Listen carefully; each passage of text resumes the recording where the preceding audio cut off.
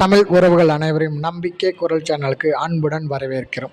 தொடர்ந்து நம்ம சேனலில் வேலைவாய்ப்பு பதிவு தான் பார்த்துட்ருக்கோம். ஸோ இன்றைக்கி நம்ம என்ன பார்க்க போகிறோம் அப்படின்னா, மத்திய அரசுலேருந்து வந்திருக்கக்கூடிய ஒரு சூப்பரான வேலைவாய்ப்பை பற்றி தான் பார்க்க போகிறோம். ஆமாங்க, 10ஆம் வகுப்பு தேர்ச்சி பெற்றிருந்தாலே போதும், வருமான வரித்துறை அதாவது இன்கம் டேக்ஸ் டிபார்ட்மெண்ட்டில் வேலை கொடுத்துருக்காங்க. ஸோ இந்த ஜாப் பற்றின டீட்டெயில்ஸ் என்ன அப்படிங்கிறத நம்ம பார்த்துடலாம்.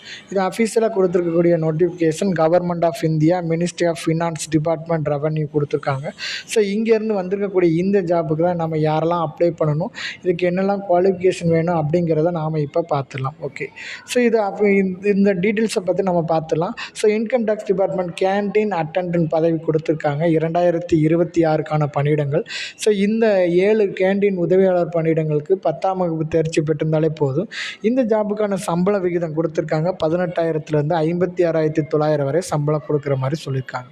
ஓகே, ஸோ இந்த வேலைவாய்ப்புக்கு தகுதியும் விருப்பமும் ஆர்வம் உள்ள நபர்கள் 11/8/2026லேருந்து 31/8/2026க்குள்ளே விண்ணப்பிச்சுக்கலாம். ஸோ விண்ணப்பிக்கும் முறை, கல்வி தகுதி, வயது, சம்பளம், தேர்வு முறை, தேவையான ஆவணங்கள் மற்றும் விண்ணப்பிக்கும் வழிமுறைகள் உள்ளிட்ட முக்கிய தகவல்களை நாம் இப்போ இந்த வீடியோவில் நம்ம இப்போ பார்த்துடலாம். ஸோ இது முற்றிலும் பார்த்திங்கன்னா மத்திய அரசோட வேலை, வருமான வரித்துறை இன்கம் டேக்ஸ் டிபார்ட்மெண்ட் கொடுத்துருக்காங்க. காலி பணியிடங்கள் 7. இதுக்கான கல்வி தகுதி 10ஆம் வகுப்பு படிச்சிருந்தாலே போதும். ஸோ என்ன பணி பார்த்திங்க அப்படின்னா, கேன்டீன் உதவியாளர் கொடுத்துருக்காங்க. மாத சம்பளம் 18,000லேருந்து 56,900 வரைக்கும் கொடுத்துருக்காங்க. ஸோ இந்த ஜாப்புக்கான அப்ளை பண்ணுறதுக்கு ஆரம்ப தேதி பார்த்திங்கன்னா 11/8/2026லேருந்து லாஸ்ட் டேட் 31/8/2026க்குள்ளே நாம் அப்ளை பண்ணிக்கணும். பணியிடம் பார்த்திங்கன்னா ஆல் ஓவர் இந்தியா சொல்லியிருக்காங்க. இதுக்கான இணையதள முகவரி பார்த்திங்க அப்படின்னா இன்கம் டேக்ஸ் mpcg.gov.in அப்படிங்கிற இணையதளத்தில் போய்ட்டு தான் நாம் இப்போ அப்ளை பண்ண முடியும். ஓகே, ஸோ இந்த இன்கம் டேக்ஸ் டிபார்ட்மெண்ட்லேருந்து வந்திருக்கக்கூடிய இந்த பணியிடத்தோட பேர் பார்த்திங்கன்னா கேன்டீன் உதவியாளர். காலி பணியிடங்கள் 7 கொடுத்துருக்காங்க. இதுக்கான கல்வி தகுதி 10ஆம் வகுப்பு தேர்ச்சி பெற்றிருந்தாலே போதும், இந்த ஜாபுக்கு நம்ம விண்ணப்பிச்சுக்கலாம். ஓகே, ஸோ இந்த ஜாபுக்கான வயது வரம்பு பார்த்திங்க அப்படின்னா குறைந்தது 18 வயசு பொறுத்தடைஞ்சிருக்கலாம். அதிகபட்சமாக பார்த்திங்கன்னா 25 வயது வரை இருக்கலாம்னு சொல்லியிருக்காங்க. ஸோ அதே மாதிரி அரசோட விதிகளின்படி வயது தளர்வும் கொடுத்துருக்காங்க. SC/ST பிரிவினராக இருந்த 10 ஆண்டுகளும், OBC விண்ணப்பதாரர்களாக இருந்த 5 ஆண்டுகளும், முன்னாள் இராணுவ வீரருக்கு அரசு கொள்கையின்படின்னு கொடுத்துருக்காங்க.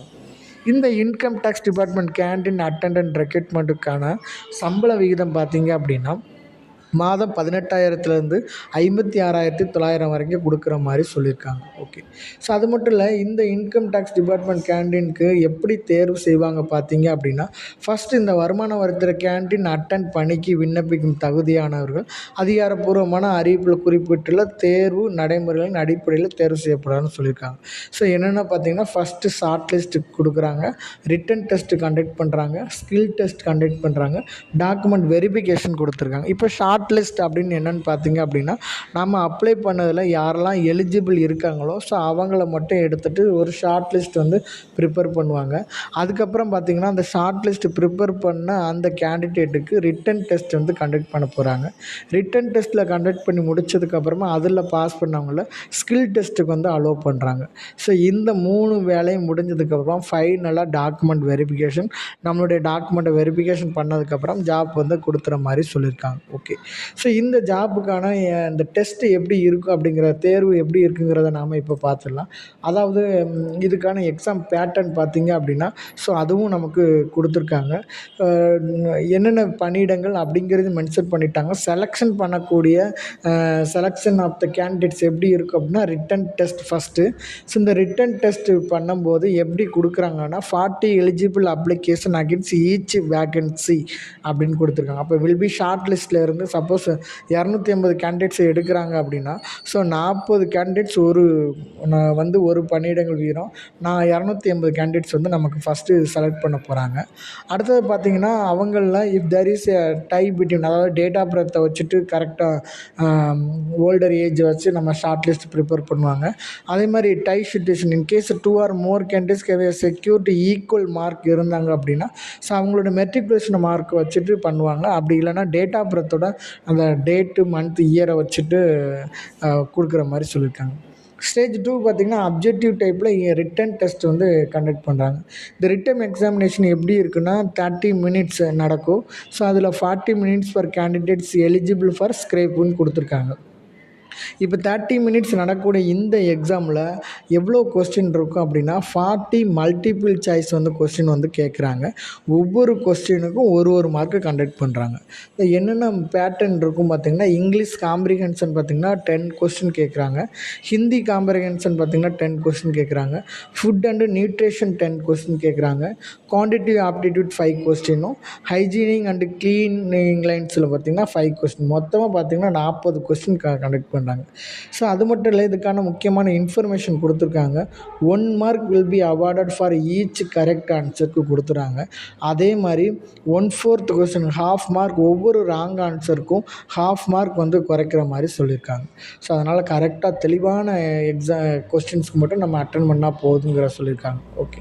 ஸோ அடுத்தது பார்த்திங்கன்னா, எக்ஸாம் முடித்ததுக்கப்புறமா டை பிரேக்கர் ஆஃப் ரிட்டன் எக்ஸாமினேஷனும் கண்டக்ட் பண்ணுறாங்க. அடுத்து ஃபைனலாக பார்த்திங்க அப்படின்னா ஸ்கில் டெஸ்ட்டு. இந்த ஸ்கில் டெஸ்ட்டு பார்த்திங்க அப்படின்னா, இதில் 280 கேண்டிடேட்டில் ரிட்டன் எக்ஸாம்லேருந்து ஸ்கில் டெஸ்ட்டுக்கு 70 கேண்டிடேட்ஸை ஸ்டார்ட் பண்ணிடுறாங்க.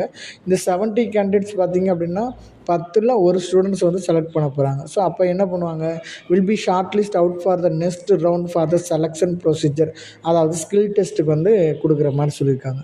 ஸோ இதுக்கு எவ்வளோ மார்க் பார்த்திங்கன்னா 60 மார்க் வந்து ப்ரொவைட் பண்ணுறாங்க. இந்த 60 மார்க்ஸ் எப்படி நம்மளுக்கு கொடுப்பாங்க அப்படின்னா, preparation for beverages, basic food handling skill, preparation for techniques, presentation, hygienic and cleanliness, இதை வச்சு தான் கொடுக்க போகிறாங்க. ஸோ இந்த ஸ்டேஜ் 1, ஸ்டேஜ் 2, ஸ்டேஜ் 3 முடிச்சதுக்கு அப்புறமா ஃபைனல் லிஸ்ட்டு வந்து கொடுத்துட்றாங்க. இந்த ஃபைனல் லிஸ்ட்டு வந்து செலக்டட் கேண்டிடேட் 7 கேண்டிடேட்ஸ் வந்து நமக்கு கொடுத்துட்றாங்க. ஓகே. ஸோ அது மட்டும் இல்லைங்க, இந்த ஜாபுக்கான மற்ற விகிதத்தில் பார்த்துலாம். ஸோ இதுக்கான இம்பார்ட்டன்ட் டேட் கொடுத்துருக்காங்க.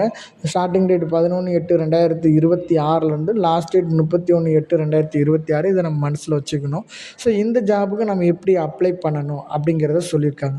ஸோ இந்த ஜாபுக்கு விருப்பமும் தகுதியும் உள்ள விண்ணப்பதாரர்கள் கீழ்கண்ட முறையில் பண்ணணும். ஸோ என்ன பண்ணணும், ஃபஸ்ட்டு முதல்ல அதிகாரப்பூர்வமான கேண்டீன் அட்டெண்ட் ரெக்ரூட்மெண்ட் 2026, அதாவது இன்கம் டேக்ஸ் டிபார்ட்மெண்ட் போர்ட்டலுக்கு போகிறோம். ஸோ அதில் டவுன்லோட் நோட்டிஃபிகேஷன் அப்படிங்கிறத கிளிக் பண்ணிவிட்டு நம்மளுடைய எஜுகேஷன் குவாலிஃபிகேஷன், நம்மளோட டீட்டெயில்ஸ் எல்லாம் எலிஜிபிளான்னு முதல்ல செக் பண்ணுறோம். ஸோ செக் பண்ணி முடித்ததுக்கப்புறம் என்ன பண்ண போகிறோன்னா, டவுன்லோட் நோட்டிஃபிகேஷனை முடிச்சுட்டு செக் பண்ணி பார்த்துக்கிறோம். ஃபைனலாக பார்த்திங்கன்னா ரெஜிஸ்டர் ஹியர் அப்படின்னு ஒரு இருக்கும். ஸோ அதை கிளிக் பண்ண உடனே நம்மளுடைய அப்ளிகேஷன் ஃபார்ம் வந்து நமக்கு ஓப்பன் ஆகிடும். ஸோ நம்ம அது எப்படி ஓப்பன் ஆகுறது அப்படிங்கிறத நம்ம இப்போ பார்த்துடலாம். ஸோ அதுக்கு முன்னாடி அந்த ரிஜிஸ்ட்ரேஷன் கிளிக் ஹியர் அப்படின்னு கொடுத்துறாங்க. ஸோ அதில் நம்ம அப்ளிகேஷன் வந்து ஓப்பன் ஆகிடும். இந்த அப்ளிகேஷனில் வந்து நம்ம பேசிக் டீட்டெயில்ஸ் வந்து நம்ம கொடுக்குற மாதிரி இருக்கும். பேசிக் டீட்டெயில்ஸ்னால் என்னென்னு பார்த்திங்கன்னா, பெயர், பிறந்த தேதி, முகவரி, கல்வி தகுதி, ஸோ போன்ற தனிப்பட்ட விவரங்களை வந்து நம்ம ஆன்லைன் வந்து அப்லோட் பண்ணணும். ஸோ அப்லோட் பண்ணதுக்கப்புறமா கல்வி சான்றிதழ்வோ அந்த குவாலிஃபிகேஷன் ரிலேட்டடாக என்னென்ன குவாலிஃபிகேஷன் இருக்கோ ஸோ நம்ம அதை வந்து நம்ம கொடுக்கணும். ஸோ இது பார்த்தீங்க அப்படின்னா, ஆல்ரெடி நம்ம ரிஜிஸ்ட்ரேஷன் பண்ணிட்டோன்னா வெரிஃபை வித் ஓடிபியில் போகிறோம். அப்படி இல்லை அப்படின்னா ரிஜிஸ்டர் ஹியர் அப்படிங்கிறத கொடுத்துறோம். ஸோ இதில் பேசிக் டீட்டெயில் நம்மளுடைய ஃபஸ்ட் நேம் என்னவோ லாஸ்ட் நேம் என்னங்கிற கொடுக்குறோம். Mobile number 10 digit mobile number, mail ID கொடுக்குறோம். நாமளே பாஸ்வேர்டு கிரியேட் பண்ணி கன்ஃபர்மேஷன் பாஸ்வேர்டு, ஃபைனலாக பார்த்திங்கன்னா என்டர் கேப்சான் இருக்குது. ஸோ இதுக்கப்புறமா சப்மிட் அப்படிங்கிறத நம்ம கிளிக் பண்ண போகிறோம். ஸோ பண்ணிட்டோம் அப்படின்னா நமக்கான அப்ளிகேஷன் ரிஜிஸ்டர் நம்பர் வந்து ஜென்ரேட் ஆகிடும். ஸோ இந்த ரிஜிஸ்ட்ரேஷன் நம்பரை நம்ம பத்திரமா கையில் எடுத்து வச்சுட்டோம் அப்படின்னா ஸோ அது மூலமாக நம்ம ஃபர்தர் டீட்டெயில்ஸ் வந்து நம்ம வந்து பண்ணிக்கலாம். இந்த ஜாப் டீட்டெயில்ஸை பற்றி நம்ம தெரிஞ்சுக்கலாம். ஸோ அவ்வளோதாங்க. இந்த 10ஆம் வகுப்பு தேர்ச்சி பெற்றிருந்தால் போதும், இந்த வருமான வரித்துறை வேலை சம்மந்தமான ஃபுல் டீட்டெயில்ஸும் நம்ம தமிழ் வடிவத்தில் நம்ம பார்த்துட்டோம். ஸோ இது போன்ற வீடியோகளை நம்ம தொடர்ந்து நம்ம யூடியூப்பில் கொடுத்துருக்கோம். ஸோ இந்த மாதிரி வீடியோ உங்களுக்கு வேணும் அப்படின்னா நம்ம யூடியூப் பேஜை தொடர்ந்து ஃபாலோ பண்ணுங்கள், லைக் பண்ணுங்கள், ஷேர் பண்ணுங்கள், சப்ஸ்கிரைப் பண்ணுங்கள்.